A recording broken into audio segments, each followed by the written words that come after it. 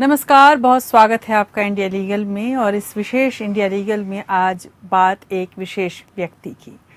Justice Uday Umesh Lalit न्यायपालिका के मुखिया बन गए हैं। अब सभी की नजरें और उम्मीदें उन पर ही टिकी हुई हैं। जस्टिस रमन्ना के करीब 16 महीने के कार्यकाल के बाद जस्टिस ललित का कार्यकाल बतौर चीफ जस्टिस महज 74 दिनों का ही होगा। और शायद यही जस्टिस ललित के लिए चुनौती भी है, क्योंकि वे न्यायपालिका के लिए करना तो बहुत कुछ चाहते हैं, लेकिन वक्त उनके पास बेहद कम होगा। पर वक्त के इशारे को जस्टिस ललित ने समझा है और उन्हें कम समय में क्या कुछ करना है ये तय कर लिया है। जस्टिस ललित ने अपने काम के ब्लूप्रिंट को बाकायदा सबके सामने रखा भी, जिसके तहत वे कई चीजों में बदलाव की तैयारी में दिख रहे हैं। ये हैं केसों की लिस्टिंग, अहम केसों की मेंशनिंग और संवैधानिक बेंचों का गठन। ये बेहद जरूरी मसले हैं जिससे न्यायपालिका के कार्यशैली में जरूर सकारात्मक बदलाव आएगा। बहरहाल, देश के 49वें प्रधान न्यायाधीश के रूप में न्यायमूर्ति उदय उमेश ललित की नियुक्ति सर्वोच्च न्यायालय में प्रैक्टिस करने वाले वकीलों के साथ साथ पूरे कानूनी बिरादरी के लिए बहुत गर्व की बात है। ये इसलिए कि जस्टिस यू ललित वकील से सीधे सुप्रीम कोर्ट में जज और उसके बाद मुख्य न्यायाधीश बनने वाले दूसरे जज हैं। 51 साल पहले जब जस्टिस SM सीकरी देश के 13वें मुख्य न्यायाधीश बने थे, तब ऐसा पहली बार हुआ था। जस्टिस सीकरी को भी बार से सीधे सुप्रीम कोर्ट में जज बनाया गया था। जस्टिस सीकरी का कार्यकाल करीब 2 साल का था, लेकिन जस्टिस ललित का कार्यकाल महज 74 दिनों का होगा और नवंबर 8, 2022 में वो सेवानिवृत्त हो जाएंगे। जस्टिस ललित को करीब 36 साल का अनुभव है। उनके फैसले उन्हें एक सामाजिक विवेक वाले प्रगतिशील न्यायाधीश के रूप में पेश करते हैं। कोर्ट में उनकी केस से पहले की तैयारी और संयम जग जाहिर है।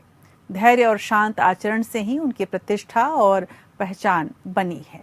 न्यायमूर्ति ललित ने बार के सदस्य के रूप में जो प्रतिष्ठा अर्जित की और जिस तरह से उन्हें प्रतिष्ठित वकीलों में शामिल किया गया, केसों को हैंडल करने में जो असाधारण दक्षता और कानूनी ज्ञान उन्होंने दर्शाया, वो उन्हें बेंच तक ले गया।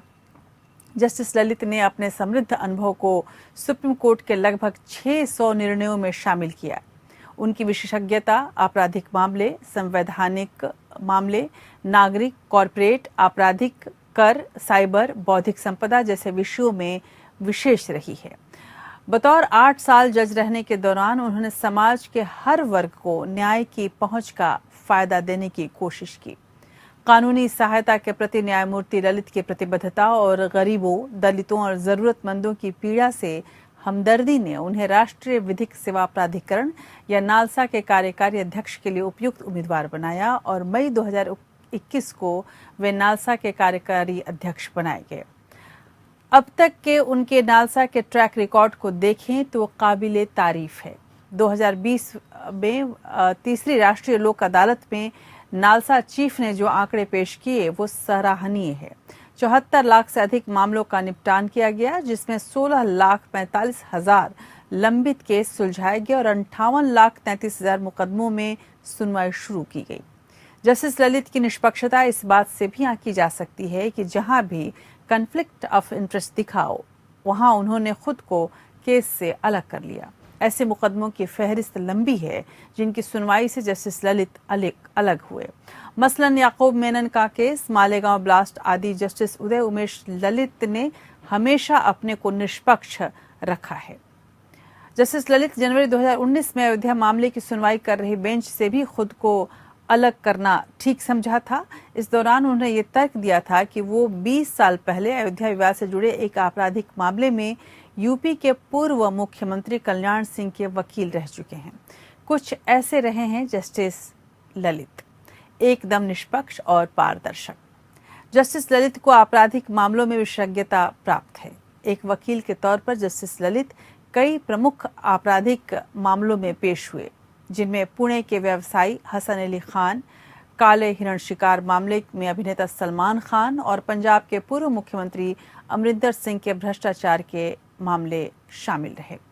उन्होंने गुजरात में सोहराबुद्दीन शेख और तुलसीराम प्रजापति की कथित फर्जी मुठभेड़ों सहित 2 हाई प्रोफाइल मामलों में मौजूदा केंद्रीय गृह मंत्री अमित शाह का प्रतिनिधित्व किया था। जस्टिस ललित को सुप्रीम कोर्ट ने 2G घोटाले में सीबीआई का विशेष लोक अभियोजक नियुक्त किया था। कुछ ऐसा प्रभावशाली व्यक्तित्व जस्टिस ललित का और उनका करियर ग्राफ भी कुछ यूं ही। जस्टिस उदय उमेश ललित के सीजीआई बनने के बाद न्यायपालिका में ललित युग का उदय हुआ है। अब अगले 74 दिन देश के न्यायपालिका को एक सुघड़ नेतृत्व देने के लिए, सुधार की एक नई व्यवस्था की अगुवाई करने के लिए जस्टिस यू ललित की ओर सभी लोग देख रहे हैं।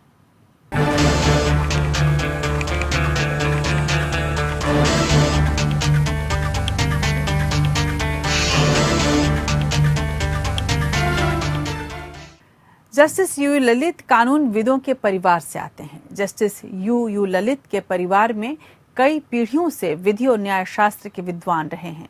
जस्टिस ललित के पिता UR ललित भी जज थे और सोलापुर से वकालत शुरू करने के बाद बॉम्बे हाई कोर्ट में उन्होंने अपनी सेवाएं दी थी। जस्टिस ललित के दादा रंगनाथ ललित ने भी महाराष्ट्र के सोलापुर में लॉ की प्रैक्टिस की और फिर मुंबई और महाराष्ट्र में वकालत में नाम कमाया। बाद में वे मुंबई हाई कोर्ट में जज भी बने। यू ललित का जन्म 7 नवंबर 1957 को महाराष्ट्र में हुआ था। लॉ की पढ़ाई पूरी करने के बाद उन्होंने वकालत को अपना करियर बनाया और देश के जाने माने चुनिंदा वकीलों में उनका नाम शुमार हुआ। दिसंबर 1985 तक उन्होंने बॉम्बे हाई कोर्ट में वकालत की और फिर दिल्ली चले आए।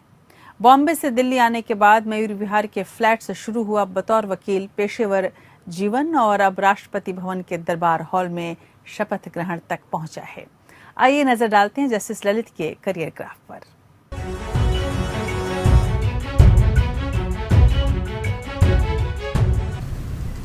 I, Uday Umesh Lalit, having been appointed Chief Justice of the Supreme Court of India, having been appointed Chief Justice of the Supreme Court of India, do swear in the name of God do swear in the name of God that I will bear true faith and allegiance to the Constitution of India as by law established. that I will bear true faith and allegiance to the Constitution of India as by law established.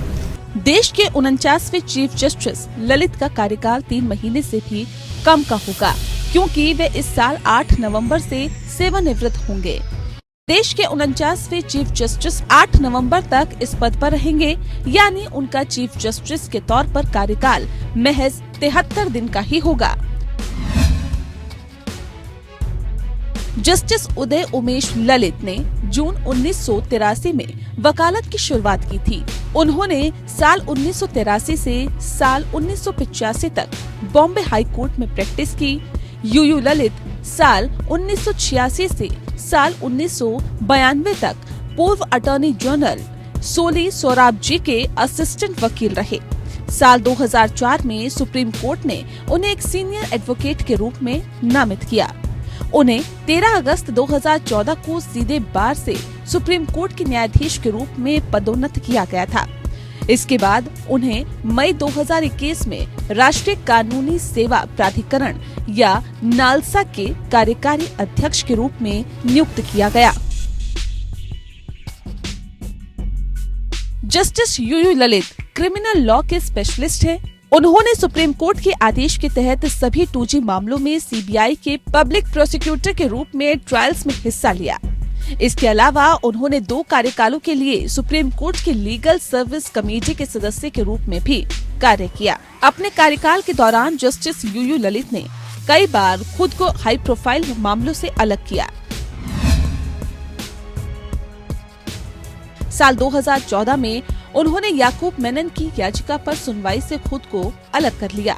इस याचिका में 1993 के Mumbai serial blast मामले में मेनन की मौत की सजा को बरकरार रखने के सुप्रीम कोर्ट के आदेश की समीक्षा की गई थी।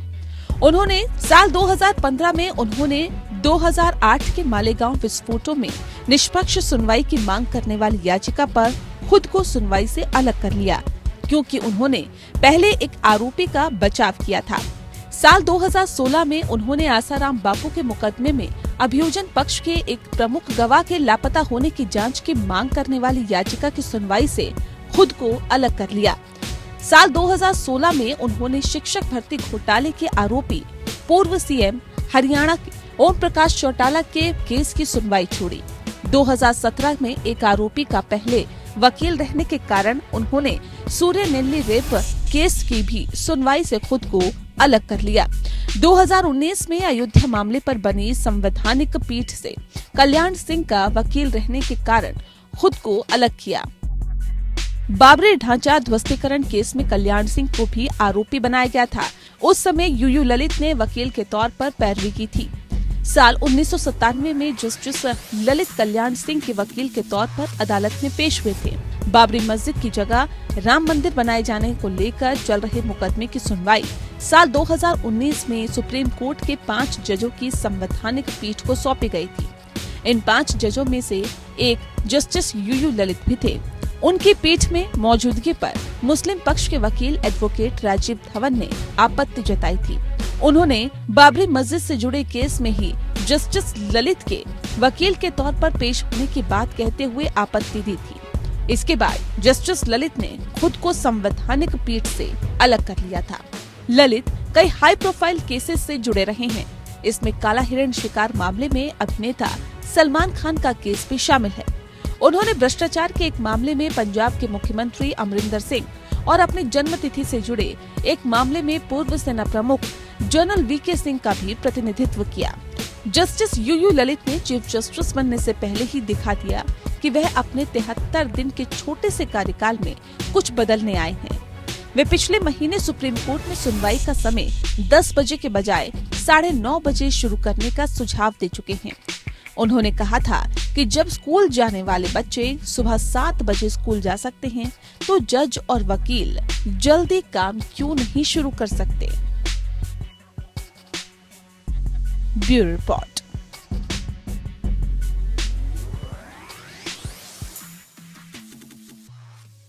जस्टिस ललित 3 महीने से भी कम वक्त के लिए सीजीआई रहेंगे, लेकिन इस दौरान उन्होंने बड़े कामों को अंजाम देने का बीड़ा उठा लिया है। जस्टिस ललित ने अपनी 3 प्राथमिकताओं पर जोर दिया है।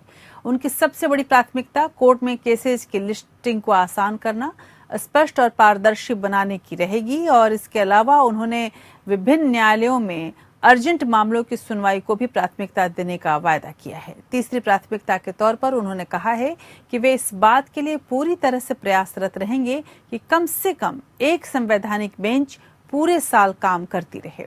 ये इसलिए भी अहम है कि अभी करीब 53 मामले संवैधानिक बेंचों में सुनवाई का इंतजार कर रहे हैं, जिनमें अनुच्छेद 370, सीएए, देशद्रोह कानून, यूएपीए, चुनावी चंदा, हिजाब मसला शामिल है।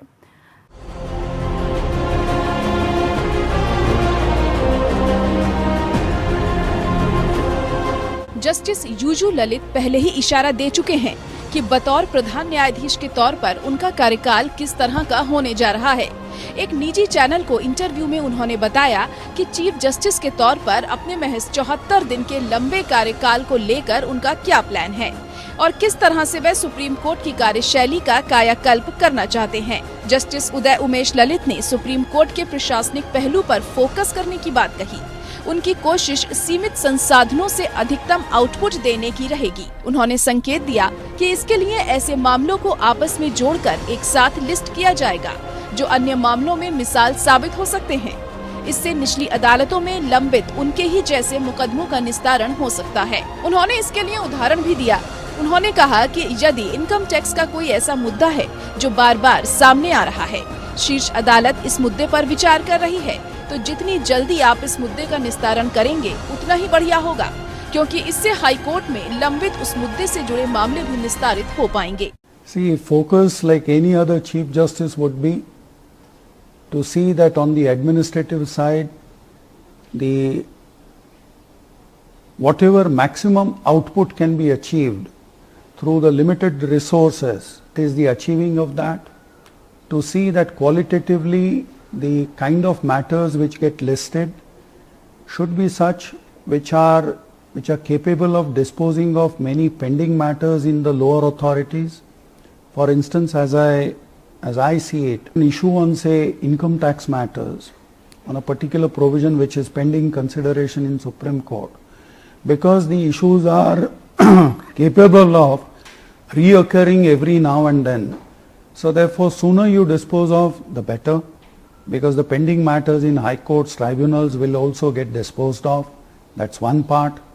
जस्टिस ललित ने संकेत दिया कि संविधान की व्याख्या से जुड़े मामलों का जल्द निस्तारण उनकी प्राथमिकता में होगा। सुप्रीम कोर्ट का मूल कार्य कानून बनाना और संविधान की इतनी स्पष्टता से व्याख्या करना है कि यह हर किसी के लिए एक मार्गदर्शक बन जाए। इसीलिए संविधान पीठ के मुद्दों पर जोर दिया जाना चाहिए जो विचाराधीन है। मेरा ये भी मानना है कि सर्वोच्च न्यायालय के प्रत्येक न्यायाधीश को कम से कम 2 या 3 संविधान पीठों से जुड़ा होना चाहिए। उन्होंने कहा, सुप्रीम कोर्ट के कामकाज का दूसरा हिस्सा कानूनों को खत्म करना, संविधान की व्याख्या करना है। उन्होंने कहा कि जब भी ऐसा मौका आएगा, मामले को जल्द से जल्द उचित बेंच के सामने लिस्टेड किया जाएगा ताकि अधिकतम आउटपुट मिल सके। अब ये देखना किसी भी चीफ जस्टिस का अनिवार्य काम है। One area which is listing, and I must assure you that we will strive hard to make listing as simple, as clear and as transparent as possible.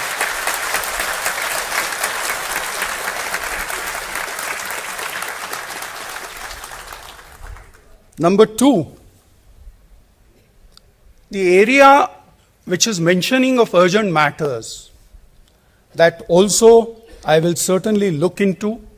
I will have a word with all my learned colleagues on the bench, and we will certainly sort that out, and very shortly you will have a clear-cut regime where any urgent matters can freely be mentioned before the respective courts.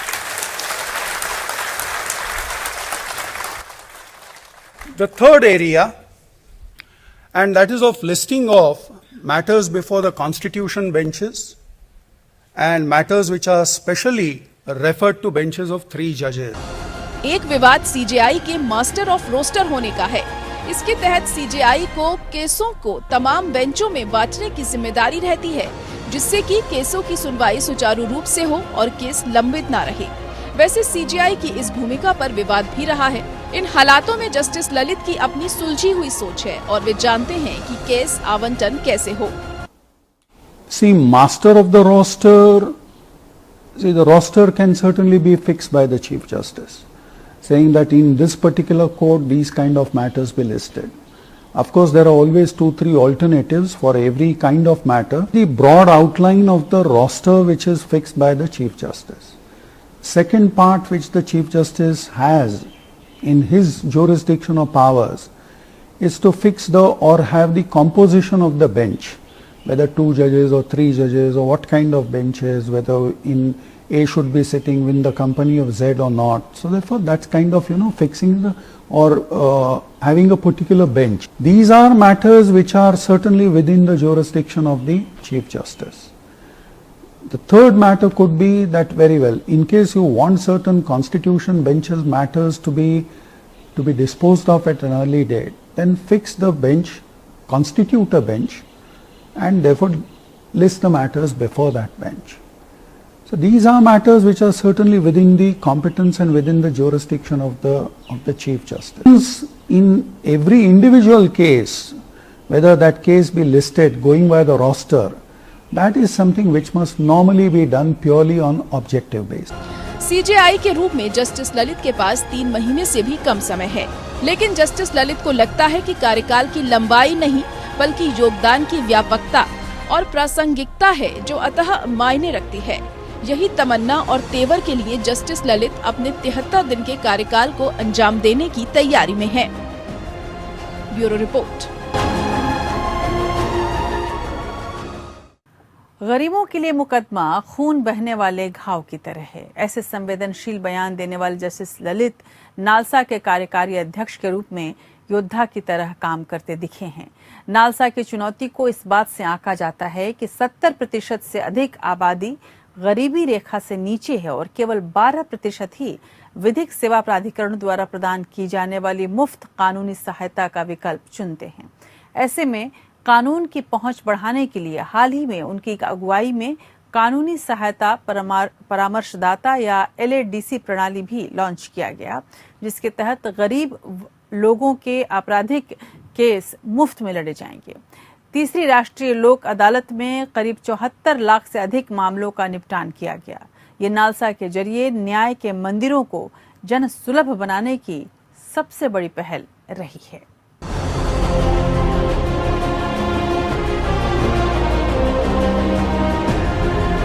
देश के 49वें प्रधान न्यायाधीश justice Uday Umesh Lalit NALSA के कार्यकारी अध्यक्ष भी हैं। उन्होंने NALSA के मुखिया के तौर पर उल्लेखनीय कार्य किया है।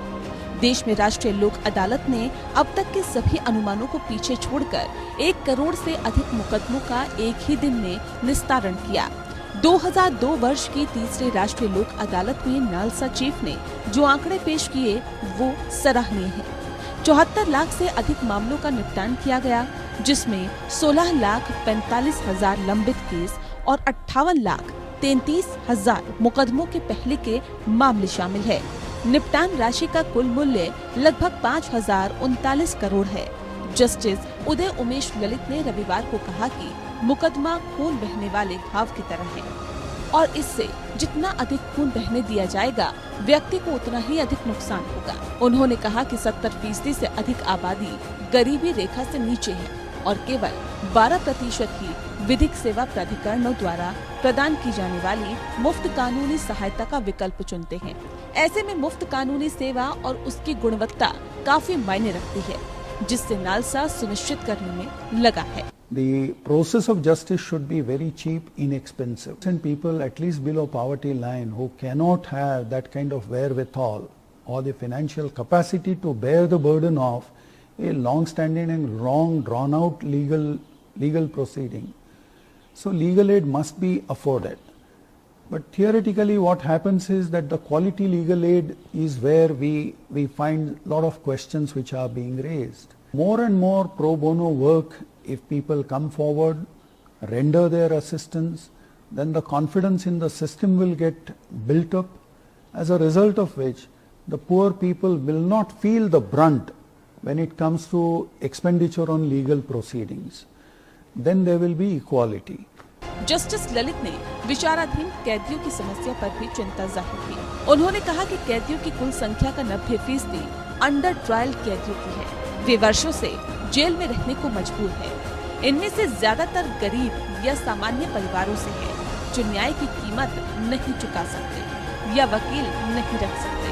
ज्यादातर केस लंबित मामलों की श्रेणी में भी आ जाते हैं और जेल में बंद कैदी साल दर साल राहत का इंतजार करते रहते हैं। 20% of the prison population is under trials. Apply the logic that in only 30% matter the conviction is recorded, which means 70% people finally are acquitted. If you apply that logic 70% to 90%, which means out of 90, 63% will be acquitted. Out of 163, which means more or less whatever is your prison population today, 60% are going to get acquittal. Yet they are inside. Justice Uday Umesh Lalit ने कहा कि मुकदमा खून बहने वाले घाव की तरह है और इससे जितना अधिक खून बहने दिया जाएगा, व्यक्ति को उतना ही अधिक नुकसान होगा। नालसा ने 365 जिला विधिक सेवा प्राधिकरणों में कानूनी सहायता परामर्शदाता या LADC प्रणाली को औपचारिक रूप से प्रारंभ किया। Of Nalsa, one of the projects that we are seeking to implement is to have what is called Public Defender's Office or Legal Aid Defense Council. And we are insisting that in every district there must be a Legal Aid Defense Council Systems Office, which will be on the lines as Public Prosecutor's Office.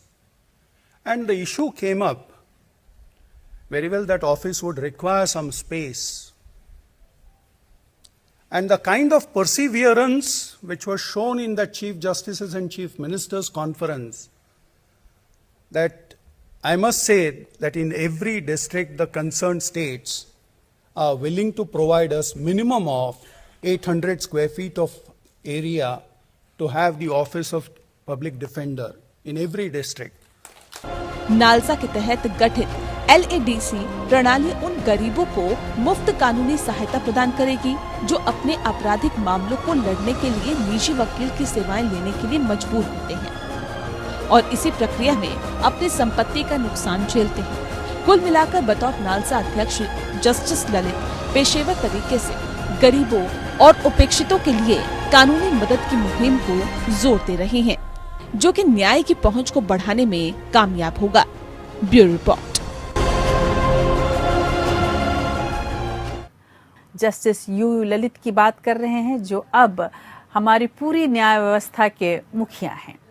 Justice Lalit के कुछ अहम फैसलों पर नजर डालते हैं। Justice U Lalit अब तक के अपने कार्यकाल में कई अहम फैसले सुनाने वाली संवैधानिक पीठों का हिस्सा रहे हैं। इसमें तत्कालीन 3 तलाक मामला भी शामिल है। अगस्त 2017 के 5 जजों की बेंच में 3-2 के बहुमत से इस मसले पर फैसला हुआ।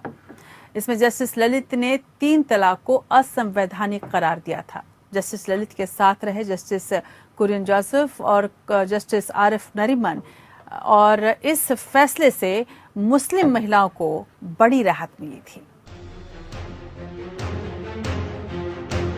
महीनों से जारी बहस के बाद आखिरकार 3 तलाक पर सुप्रीम कोर्ट ने फैसला दिया।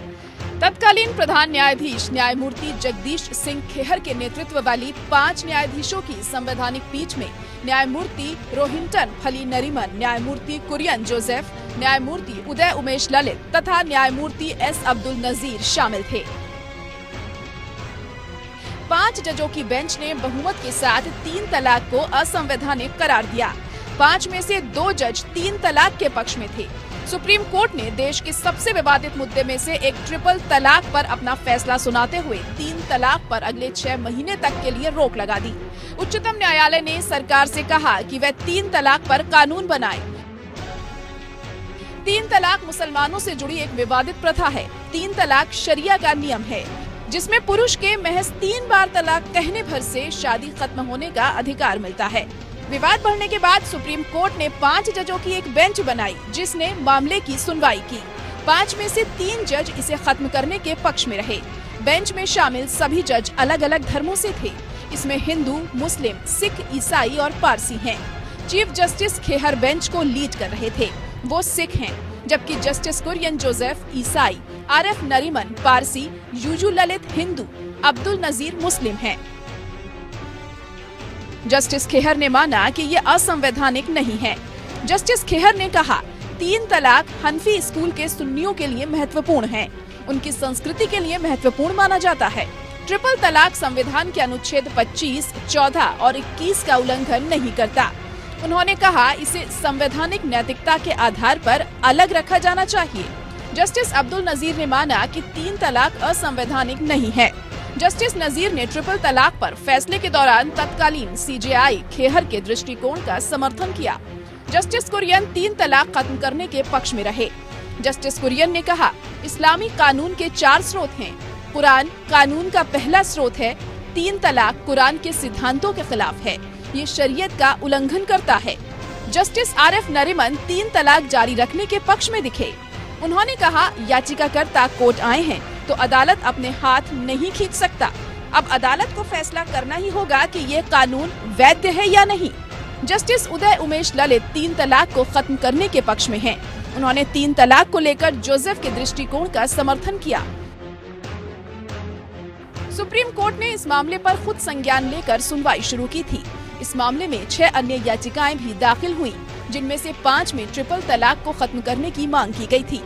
30 मार्च 2017 को 3 तलाक से जुड़ी याचिकाओं पर सुनवाई कर रहे सुप्रीम कोर्ट ने इस मामले की सुनवाई को संविधान पीठ को सौंप दिया। 11 मई 2017 को इस मसले पर संविधान बेंच ने सुनवाई शुरू की। सुनवाई लगातार 6 दिन चली। अदालत की संवैधानिक पीठ ने तलाक के मुद्दे पर फैसला करने के दौरान निर्देश जारी करने को लेकर व्यापक मानदंडों पर सुझाव भी मांगे। All India Muslim personal law board के वकील कपिल सिब्बल ने 3 तलाक को आस्था का विषय बताते हुए इसकी तुलना भगवान राम के अयोध्या में जन्म से की थी। मगर याचिकाकर्ता सायरा बानो की तरफ से पेश वरिष्ठ वकील अमित सिंह चड्ढा ने AIMPLB की उस दलील को खारिज कर दिया कि 3 तलाक मुस्लिमों की आस्था का मुद्दा है। अदालत में मुस्लिम पर्सनल लॉ बोर्ड ने कहा कि पहले उन्हें 3 तलाक से निपटने के लिए कानून बनाने दीजिए। उसके बाद शीर्ष न्यायालय उसे संविधान की कसौटी पर कसेगा। सर्वोच्च न्यायालय ने 17 मई को केंद्र सरकार को सुझाव दिया कि 3 तलाक के मुद्दे पर वह न्यायालय के फैसले का इंतजार करने के बजाय मुस्लिमों में 3 तलाक सहित शादी और तलाक से संबंधित मुद्दों के समाधान के लिए एक कानून लाए। 6 दिनों की सुनवाई के बाद 18 मई को कोर्ट ने इस पर फैसला सुरक्षित रख लिया। इसके बाद सुप्रीम कोर्ट ने इस पर अपना ऐतिहासिक फैसला सुनाया। अदालत ने 3 तलाक पर 6 महीने तक के लिए रोक लगा दी। साथ में उच्चतम न्यायालय ने सरकार से कहा कि वह 3 तलाक पर कानून बनाए। Bureau report.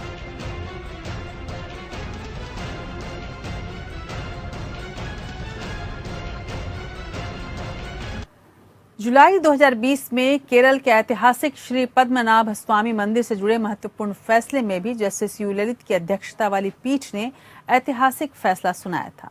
श्री पद्मनाभ स्वामी मंदिर में वित्तीय गड़बड़ी को लेकर प्रबंधन और प्रशासन के बीच सालों से चल रहे कानूनी विवाद पर सुनवाई करते हुए बेंच ने त्रावणकोर के तत्कालीन शाही परिवार को श्री पद्मनाभ स्वामी मंदिर का प्रबंधन करने का अधिकार दिया था। जस्टिस ललित की बेंच ने पद्मनाभ स्वामी मंदिर के प्रबंधन में त्रावणकोर के राज परिवार के अधिकार को मान्यता दी थी।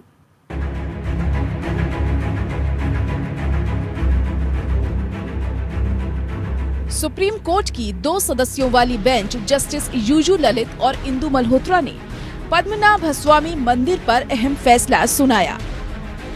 सुप्रीम कोर्ट ने केरल के ऐतिहासिक श्री पद्मनाभ स्वामी मंदिर के प्रशासन में त्रावणकोर शाही परिवार के अधिकार को बरकरार रखा है।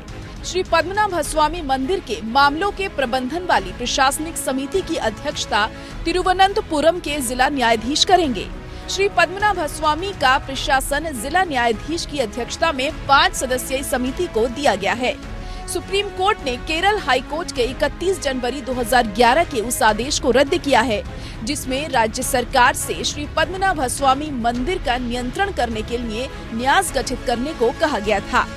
केरल हाई कोर्ट के 2011 के आदेश को पलटते हुए सर्वोच्च न्यायालय ने कहा कि अंतिम शासक की मृत्यु के परिणाम स्वरूप परिवार के अधिकारों का हनन नहीं होगा। केरल हाई कोर्ट ने कहा था कि 1991 में त्रावणकोर के अंतिम शासक की मृत्यु के बाद शाही परिवार के अधिकारों का अस्तित्व समाप्त हो गया। इस सिलसिले में अंतिम जिरह पिछले साल अप्रैल के महीने में हुई थी। दरअसल 2011 में केरल हाई कोर्ट ने फैसला सुनाया था जिसमें श्री पद्मनाभ स्वामी मंदिर की संपत्तियां और प्रबंधन पर केरल सरकार का अधिकार होना था। जस्टिस CN रामचंद्रन नायर और के सुरेंद्र मोहन ने सरकार को निर्देश दिया था कि वो सभी कालरा को खोलें।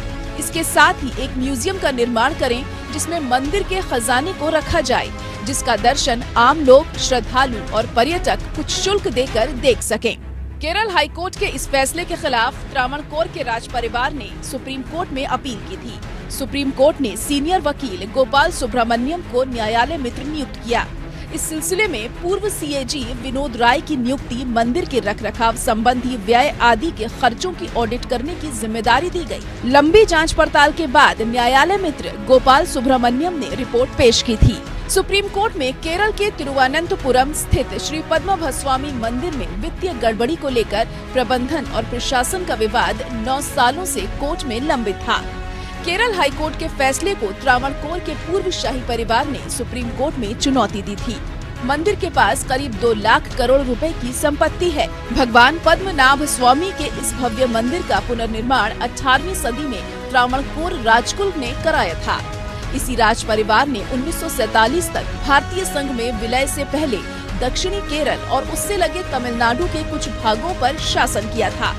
स्वतंत्रता के बाद भी मंदिर का संचालन पूर्ववर्ती राज परिवार के नियंत्रण वाला ट्रस्ट ही करता रहा।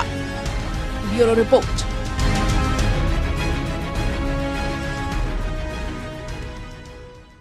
जनवरी 2021 में जस्टिस ललित की अध्यक्षता वाली बेंच ने बच्चों के यौन शोषण मामले में एक अहम फैसला दिया जिससे बच्चों के यौन शोषण पर रोक लगी। जस्टिस ललित की अध्यक्षता वाली बेंच ने यौन अपराधों से बच्चों का संरक्षण या पॉक्सो के तहत एक मामले में बंबई हाईकोर्ट के नागपुर बेंच के त्वचा से त्वचा के संपर्क संबंधी विवादित फैसले को खारिज कर दिया था।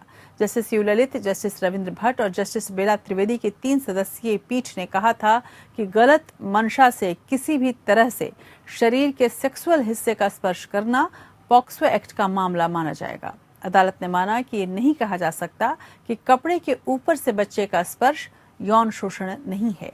ऐसी परिभाषा बच्चों को यौन शोषण से बचाने के लिए बने पॉक्सो एक्ट के मकसद को ही खत्म कर देगी। इसके अलावा जस्टिस ललित की बेंच ने इस मामले में बॉम्बे हाई कोर्ट से बरी हुए आरोपी को दोषी ठहराया।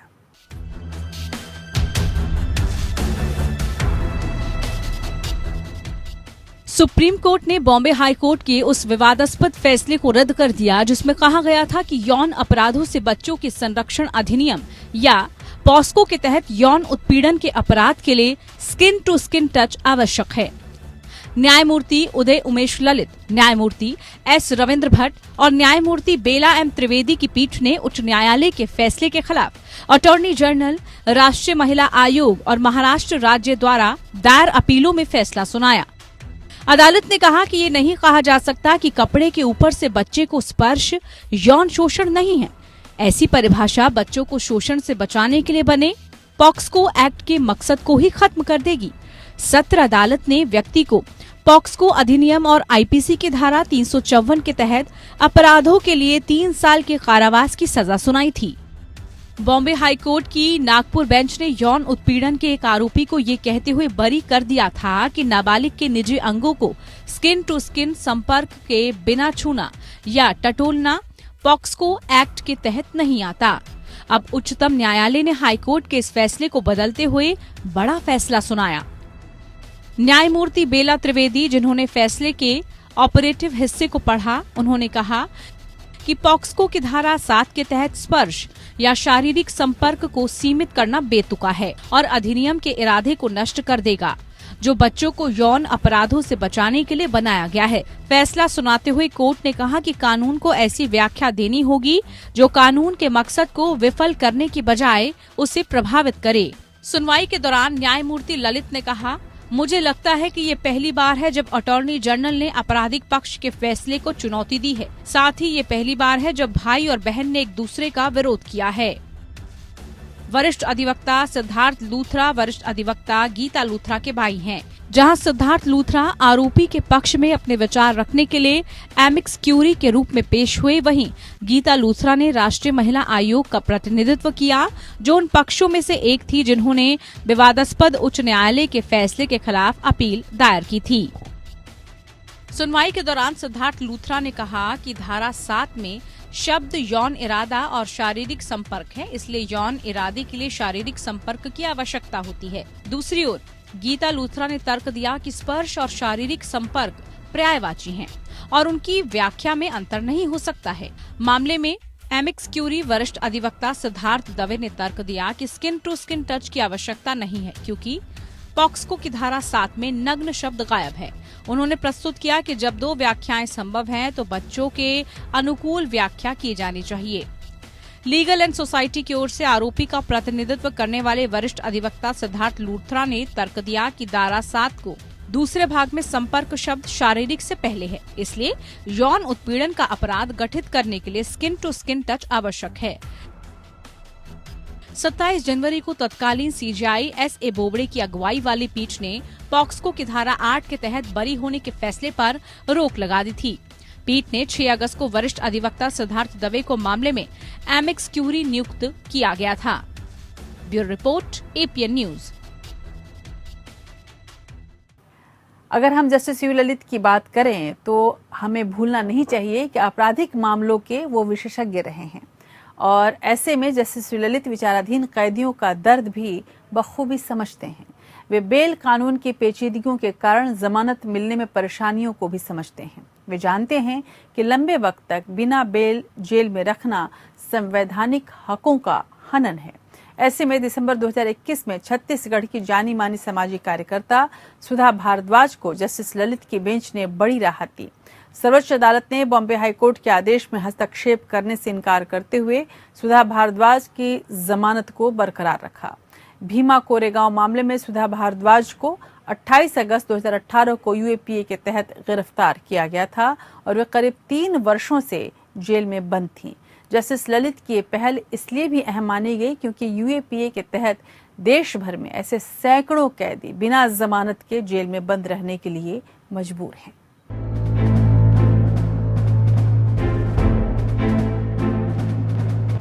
सुप्रीम कोर्ट से भीमा कोरेगांव मामले में आरोपी सुधा भारद्वाज को बड़ी राहत मिली है। सुप्रीम कोर्ट ने उनकी जमानत बरकरार रखी है। इसके साथ 8 दिसंबर को सुधा का जमानत पर रिहाई का रास्ता साफ हो गया है।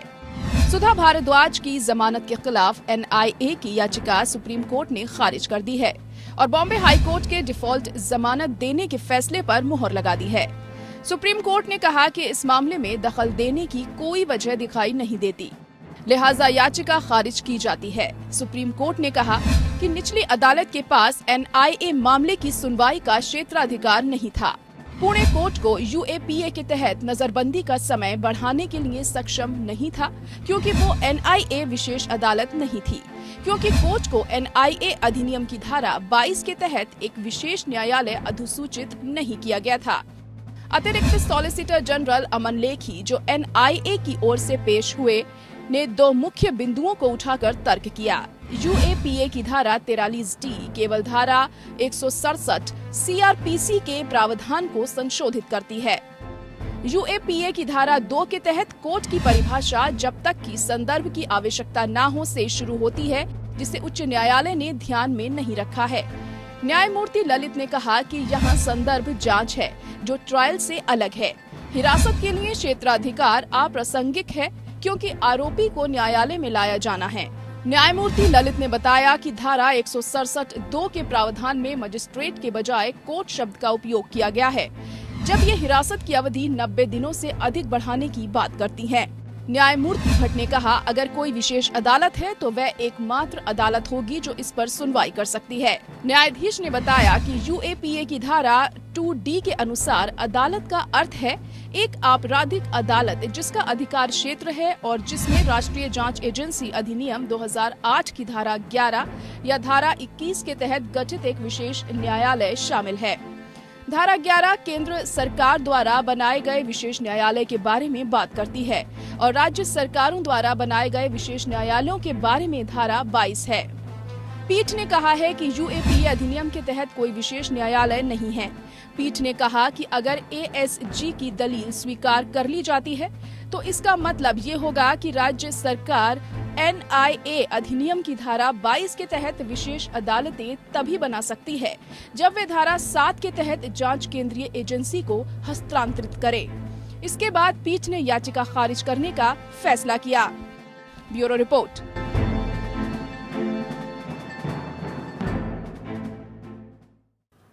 अब जब जस्टिस यू ललित न्यायपालिका के मुखिया बन गए हैं तो उनकी जवाबदेही भी बढ़ गई है। न्यायपालिका के सामने जो चुनौतियां हैं, जो विवाद हैं, जो समस्याएं हैं, उनसे सिर्फ वे रूबरू ही नहीं होंगे बल्कि उसे सुलझाने की जिम्मेदारी भी पूरी तरह से उन्हीं पर होगी।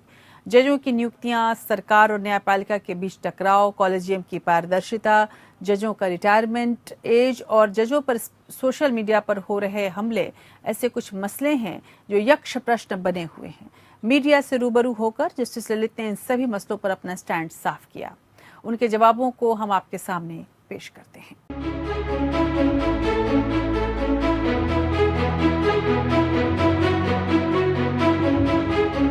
चीफ जस्टिस का पद संभालने से पहले जस्टिस यू ललित ने कई न्यायिक प्रक्रिया से जुड़े कई विवादों, समस्याओं और सवालों पर अपनी बेबाक राय रखी। कॉलेजियम सिस्टम के काम करने के तरीके पर अक्सर सवाल उठते रहते हैं।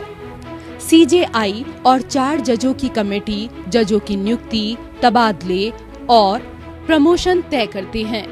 28 अक्टूबर 1998 को प्रभाव में आए कॉलेजियम सिस्टम में सुप्रीम कोर्ट के चीफ जस्टिस और सुप्रीम कोर्ट के 4 वरिष्ठ जजों की कॉलेजियम नए जजों की नियुक्ति और तबादलों की सिफारिश करती है। इसके आधार पर सुप्रीम कोर्ट में नई नियुक्तियां होती हैं। सुप्रीम कोर्ट में न्यायिक नियुक्तियों की पूरी प्रक्रिया हमेशा से ही सवालों के घेरे में रही है। अगर नियुक्तियां कम हुई तब भी सवाल उठे। इन आरोपों पर जस्टिस ललित ने सफाई दी। See, past experience now, the collegium consisting of present Chief Justice Ramana, me and Justice Kanvilkar, that is 1+2 collegium, was going on from last August, that is after Justice Nariman's retirement. That collegium alone cleared about 255 names, correct? So therefore there is no question of being indecisive. Correct. But the backlog- Not a single. But you know that before that there was a lull. Correct. And Before that, there was a lull for various other reasons. What happens is, if you have collegium which constantly changes, then at times the incumbent takes time to sort of come to the grips of the situation. There was, in the earlier time, there was COVID affected time. So therefore it was difficult for the judges to meet as well. We were doing everything through virtual conferencing.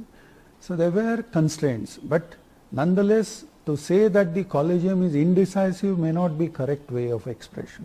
जजों की retirement की उम्र बढ़ाए जाने की मांग वाली बहस इस समय कानूनी हलके में चल रही है, लेकिन आगामी चीफ जस्टिस के तौर पर जस्टिस यूयू ललित इसके पक्ष में नहीं हैं। उन्होंने कहा, मैं जजों की रिटायरमेंट की उम्र बढ़ाए जाने के पक्ष में नहीं हूं। काम का दबाव जजों के स्वास्थ्य पर भारी पड़ता है। हालांकि खुद जस्टिस ललित का कार्यकाल भी मौजूदा रिटायरमेंट की उम्र के प्रतिबंध के कारण महज 74 दिन का ही होगा। उन्होंने संकेत दिया कि वो कोर्ट में हर किसी को विश्वास में रखकर काम करेंगे। For the Supreme Court Collegium. So therefore the process begins from that level. Exactly. See, now here I'll put only my personal view. We judges work quite a lot. 5 hours which are actually spent in court is just the tip of the iceberg. We have to have backup arrangements. When we come there, we read the papers. After we go home, we have to correct the orders, the pressure the judges work under. Almost everybody has some kind of, physical ailment or the other, blood pressure or any such thing. These are all, we call them occupational hazards. Of course, yes. So if you ask me personally, the retirement age should be as it is, because then you have done your best. Now it is for the next generation to take care of the situation. मौजूदा समय में अदालतों में होने वाले निर्णयों के लिए जजों की आलोचना आम बात हो गई है।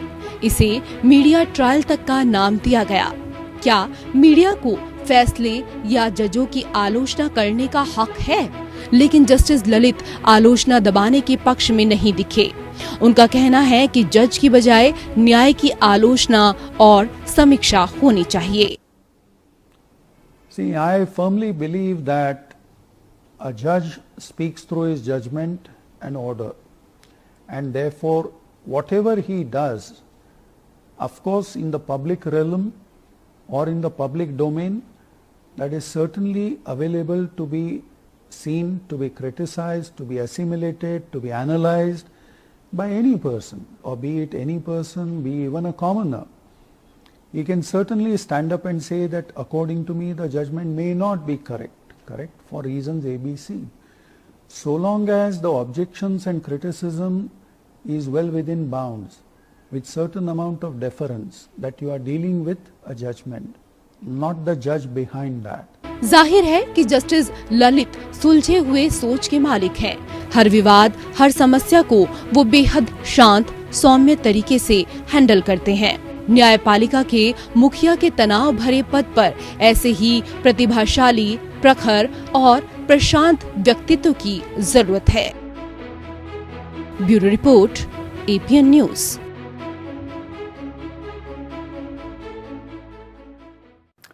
तो आज न्यायपालिका के मुखिया होने के मायने काफी बदल गए हैं। आज के चीफ जस्टिस को न्यायिक जिम्मेदारियां ही सिर्फ नहीं उठानी पड़ती हैं, उसे न्यायिक प्रशासन का भी ख्याल रखना पड़ता है। हालात ने चीफ जस्टिस को एक सीईओ जैसी जिम्मेदारी दी है। ऐसे में जस्टिस यू ललित अपने अनुभव से चुनौतियों और समस्याओं का सफलतापूर्वक समाधान निकालेंगे, ऐसा सभी का विश्वास है। जस्टिस ललित सिर्फ कानूनी मसलों की बारीकियों से बेहद अच्छी तरह से वाकिफ ही नहीं है, बल्कि वे मानवाधिकार और सामाजिक भलाई के लिए मजबूत पहल करना भी भली भांति जानते हैं। आज जब उनके हाथों में देश की न्यायपालिका की बागडोर है, तो वे निश्चित तौर पर सभी पक्षों के हितों को ध्यान में रखते हुए न्याय करेंगे। देश की निगाहें अब नए CGI पर हैं। जस्टिस ललित के लिए तो हम यही कहेंगे कि जुनून से लड़ने पर मिलेगी हर मंजिल तुझे, जो लक्ष्य बनाया उसके लिए हर जंग लड़ना है तुझे। वक्त कम है तो क्या हुआ, भूलो मत कि छोटे से बीज से ही बरगद बनता है। तो इस उम्मीद में कि जस्टिस ललित अपने इरादों का जो इम्तिहान है, उस इम्तिहान पर बिल्कुल खरा उतरेंगे और साथ में ऐसी राहें तलाश लेंगे जिससे वो अपने लक्ष्य तक, अपने मंजिल तक पहुंच सकें और भारतीय न्यायपालिका को, भारतीय न्यायिक व्यवस्था को एक नई दिशा देने में कामयाब होंगे। आज इंडिया लीगल में इतना ही। नमस्कार।